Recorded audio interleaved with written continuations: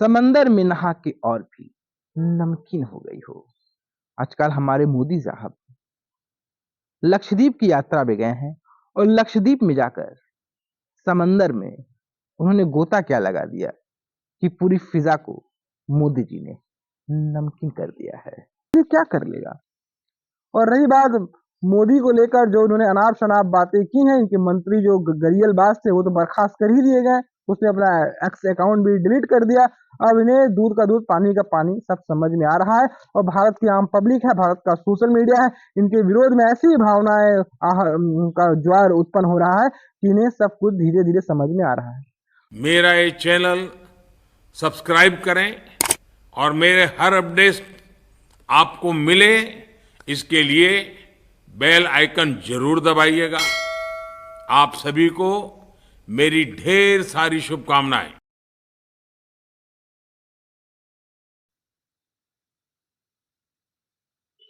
नमस्कार, जय सिया राम, वंदे मातरम, हर हर महादेव। एक बार फिर आप सभी दोस्तों का आज के हमारे इस जनमानस समाचार के एपिसोड में आपका स्वागत है। बॉलीवुड में आदरणीय अमिताभ बच्चन और जीना तमान जी का एक गाना है, समंदर में नहा के और भी नमकीन हो गई हो। आजकल हमारे मोदी साहब लक्षद्वीप की यात्रा पे गए हैं और लक्षद्वीप में जाकर समंदर में उन्होंने गोता क्या लगा दिया कि पूरी फिजा को मोदी जी ने नमकीन कर दिया है। इस नमकीनियत का जादू ये है क्या, विपक्ष तो विपक्ष और इस देश के खलंदर, इस देश के खलिहर खैराती यूट्यूबर्स और साथ साथ हमारा पड़ोसी देश मालदीव में भी इस नमकीन का जो एक्स्ट्रा नमक है उनके खाने में नजर आ गया है। मालदीव खूब अथक पीड़ा हो गई है, मालदीव को अथक दर्द हो गया है। भाई मालदीव को दर्द क्यों ना हो, वो भी तो एक पिछड़ा समाज से आता है। मालदीव को दर्द क्यों ना हो, मालदीव को तो दर्द जायज है, क्योंकि मोदी जी ने तो समंदर में डुबकी लगा दिया। अब भैया जो मोदी जी लक्षद्वीप में समंदर में डुबकी लगाए हैं, तो लोग लक्षद्वीप जाने लग जाएगा तो फिर मालदीपुआ में डुबकी कौन लगाएगा। ये दर्द, ये पीड़ा साफ साफ नजर आ रहा है।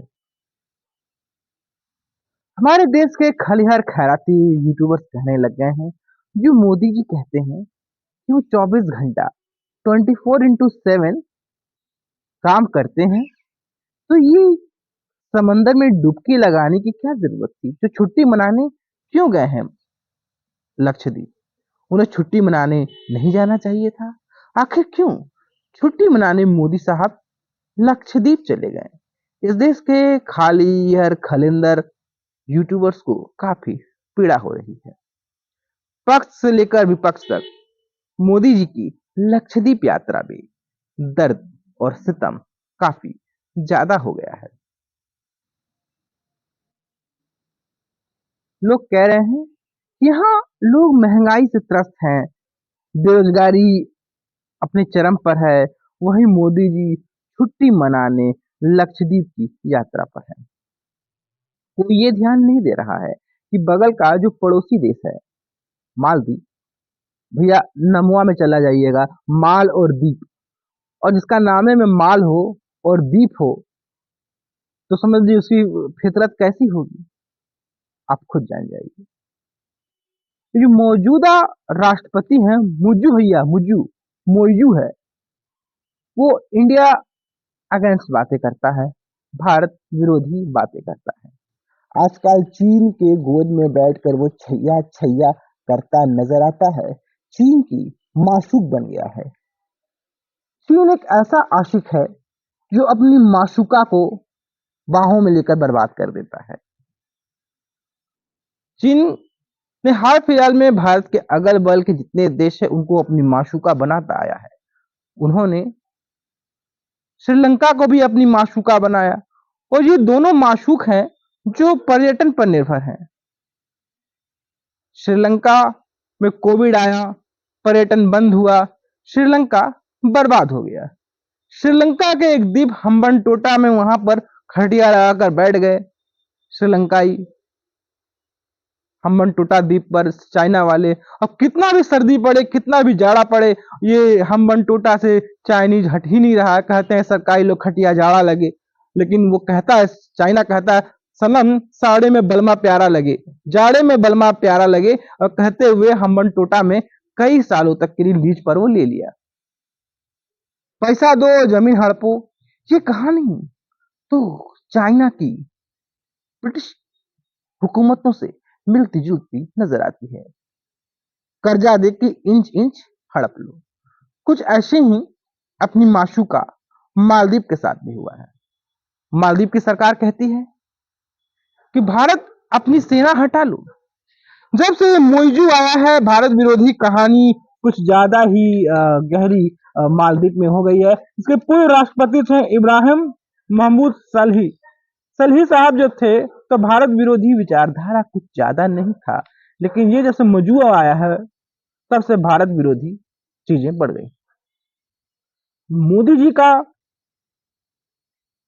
लक्षद्वीप की द्वीपों पर टहलना, कुर्सी लगाकर एक टक निगाहों से समुद्र को निहारना, ये मालदीव को कहे पिछवाड़े में आग लगने लग गया, कहे दर्द होने लग गया। इसके पीछे दर्द का एक बहुत बड़ा कारण है। मोदी ने बताया कि जो आप मालदीव घूमने जाते हो, भैया हमारा भी लक्षद्वीप है, इसको द्वीप मिलाकर लक्षद्वीप बनता है, तो वहां पे भी जाओ ना, बॉलीवुड वाला वहां पे भी जाओ, नाचो गाओ, पार्टी शार्टी मनाओ। लक्षद्वीप कितना खूबसूरत है। मोदी जी ने ये बातें दिखाई। ये सब दिखाने के बाद, लक्षद्वीप की वादियों को दिखाने के बाद मालदीव वाले जली कटी हो गई उनकी। वो कहने लग गए, आप उस भारत की बात कर रहे हैं जहाँ के होटल गंदे होते हैं, जहाँ की बीचें गंदी होती हैं, जहाँ पर गंदगी होती है। आपका क्या मुकाबला है मालदीव से? सोशल मीडिया पर जली कटी मोदी जी को लेकर सुनाया, इंडिया विरोधी बात किए। ये वही मालदीव है जहाँ का रोजगार पर्यटन पर निर्भर है, और वहां के जो पर्यटन का सबसे ज्यादा कोई घुमंतु बनता है तो वह भारत के बिजनेसमैन है, भारत के बॉलीवुड है। भारत का बॉलीवुड सबसे ज्यादा वहां घूमने जाता है, सबसे ज्यादा पर्यटन, और वहां के होटल जो बिजनेस है, वहां के समुद्री तट है, वहां की सबसे ज्यादा तारीफें ये भारत का बॉलीवुड ही करता नजर आता है। मोदी जी के खिलाफ अनाप शनाप बोलने के बाद तो इनकी जली कटी हो गई। भारत के जो भी पर्यटक है उन्होंने बॉयकॉट करना शुरू कर दिया।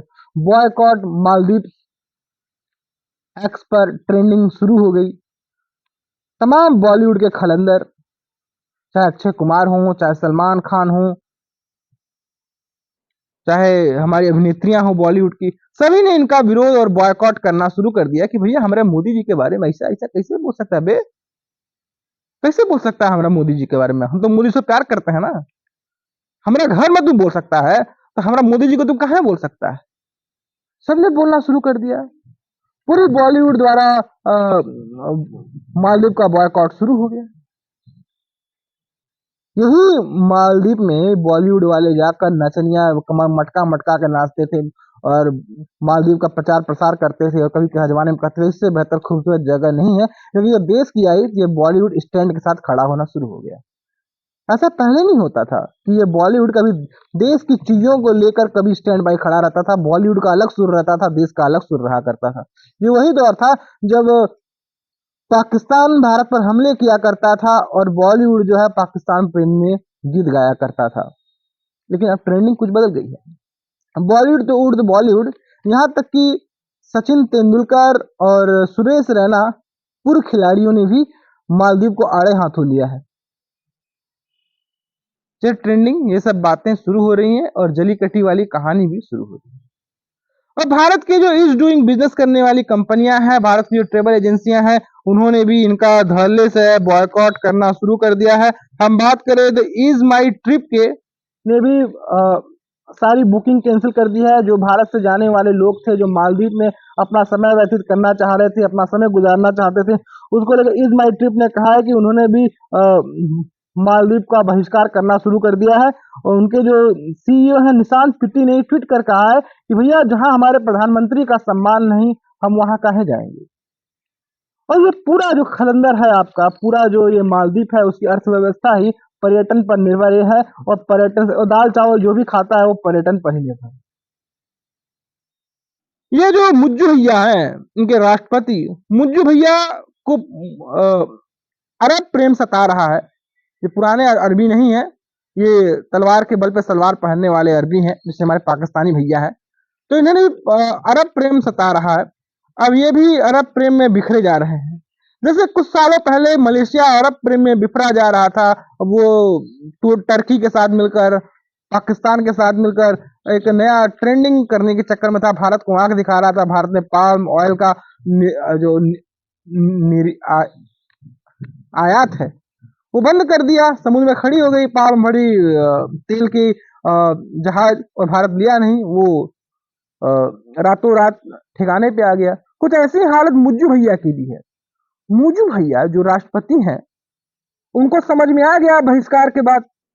जो इनके मंत्री जो गरियलबाज थे, इनके गरियलबाज मंत्री हम बात करें मरियम श्यूना और मालसा शरीफ, हसन जिहाद और महमूद माजिद, इन तीनों को सस्पेंड कर दिया गया। और इसकी पूरी जो जानकारी है उनके मंत्रालय ने, राष्ट्रपति भवन के मंत्रालय ने जाहिर की है। एक सज्जन जो है हसन महमूद माजिद, युवा मंत्रालय के मंत्री हैं, उन्होंने तो अपना एक्स हैंडल का भी डिलीट कर दिया। और वो कहते हैं कि भारत विरोध में उनकी कोई कहानी नहीं है, भारत से कोई उनका विरोध नहीं है, वो भारत को कुछ अनाप शनाप कहना नहीं चाहते हैं। इस तरह की बातें वो कह रहे हैं कि भारत से कोई उनको गिला शिकवा नहीं है। इस तरह की बातें साफ साफ नजर आ रही। ये एक छोटे से बॉयकॉट के बाद हमारी पब्लिक, हमारी आम पब्लिक, हमारी बॉलीवुड ने जो और हमारी जो ट्रेवल एजेंसियां हैं, जो बुकिंग एजेंसियां हैं, उन्होंने क्या एक बॉयकॉट की कहानी को क्या धारा पर ले आया, ये धरती धर ली है। ये औकात में आ गए, इनकी औकात जो है वो सामने आ गई। इनके जो महबूब है चीन, तो चीन के इशारे पे होता है। और ये कहते हैं कि भारत की जो फौज है वो मालदीव से निकल जाए। भाई मालदीव के पास अपना कुछ तो है नहीं, कुछ टापुएं मिलाकर वो एक देश का फॉर्मेशन करते हैं, एक देश का निर्माण करते हैं। वो हमारे राज्य केरल से भी छोटे हैं, खाने के लाले पड़ जाते हैं। कोविड काल में खाने खाने को, दाने दाने को मोहताज हो गया था। अब भारत को आंख दिखाने की कोशिश कर रहा है। अब ये पाकिस्तान और हम बात करें टर्की की गोद में बैठकर भारत को आंखें दिखाने की कहानी और रवानी में ये खुद में रमा नजर आ रहा है। ये भारत के लिए क्या कर लेगा। और रही बात मोदी को लेकर, जो उन्होंने अनाप शनाप बातें की हैं, इनके मंत्री जो गरियलबाज थे वो तो बर्खास्त कर ही दिए गए, उसने अपना एक्स अकाउंट भी डिलीट कर दिया। अब इन्हें दूध का दूध पानी का पानी सब समझ में आ रहा है। और भारत की आम पब्लिक है, भारत का सोशल मीडिया है, इनके विरोध में ऐसी भावनाएं का ज्वार उत्पन्न हो रहा है कि इन्हें सब कुछ धीरे धीरे समझ में आ रहा है। भारत के बहिष्कार करने से सिर्फ भारत से ही इसके जो टूरिस्ट है उनका आना कम नहीं होगा। एक आंकड़े बताते हैं टूरिस्ट को लेकर कि मालदीव में सबसे ज्यादा जाने वाले लोगों में भारतीय तो है, क्योंकि भारत के बगल में का ये राष्ट्र है।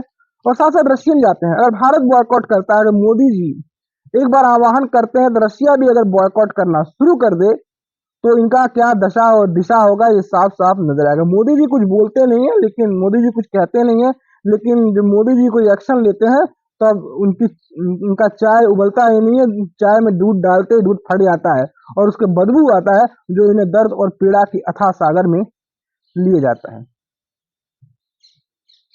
ये कहानी, ये रंग, ये चरित्र, ये चित्रण यहाँ पर साफ साफ नजर आ रहा है। ये पीड़ा, ये मानसिक उत्पीड़न, ये मानसिक कलेश की कहानी जो है वो जर्रा जर्रा इनके दिल में उफान मार रही है। इनके दिल में दर्द की जो रवायत और कवायत है उसको और ज्यादा इजाफा करता नजर आ रहा है। जो लोग कहते हैं मोदी जी ने समंदर में जाके छई छप्पा के छई जो किया है उन्होंने, जो उम्र में सूट नहीं करता है। तो एक सज्जन है, बाल बच्चेदार थे, उन्होंने भी तो छई छप्पा के छई, आती हुई लहरों पे जाती हुई लड़की, हाँ जो हो उन्होंने किया था, क्या उसको लेकर आप कोई टीका टिप्पणी नहीं करिएगा।